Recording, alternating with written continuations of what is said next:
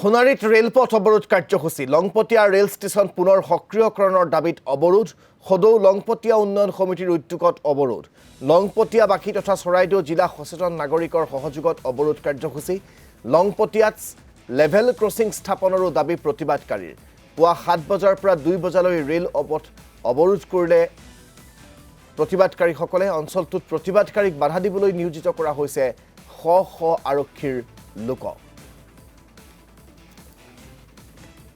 নমস্কাৰ, আমি আজি বহুত সমস্যাৰে জৰ্জৰিত আমাৰ লংপতিয়াখন। তাৰ মাজতে আমাৰ ৰেল ট্ৰেইনৰ যোগাযোগ আমাৰ বহুত অসুবিধা হৈছে। এফালে বৰুৱানগৰৰ পৰা মানুহ আহিও ভজুৰ পৰা মানুহ আহিও আমি মানে ইয়াৰ মানুহ গৈ ট্ৰেইন যোগাযোগ কৰিবলগীয়া হয় ভজু সাপেখাতি এনেকৈ।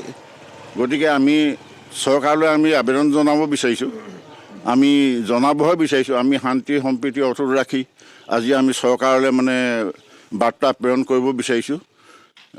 লংপতিয়াত আমি ৰেল অৱৰোধৰ নিচিনা এটা আমি কাৰ্যসূচী হাতত লৈছোঁ।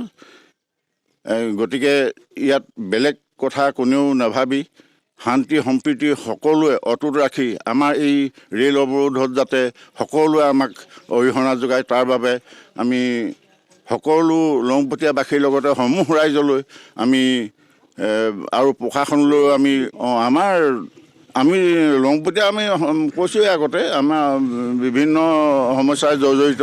1 নম্বৰ হৈছে আমাৰ ৰেল ক্ৰছিংটো নাই, 2 নম্বৰ হৈছে আমাৰ এই ষ্টেচন ষ্টপেজটো নাই। গতিকে আমি বহুত অসুবিধা আমাৰ লংপতিয়া ভজু তাৰপিছত সাপেখাতি ৰাইজে আমি বহুত অসুবিধাত ভুগিছোঁ। সেইকাৰণে আমি আজি ৰেল অৱৰোধৰ নিচিনা এটা আমি কাৰ্যসূচী আমি হাতত ল'বলগীয়া হৈছে।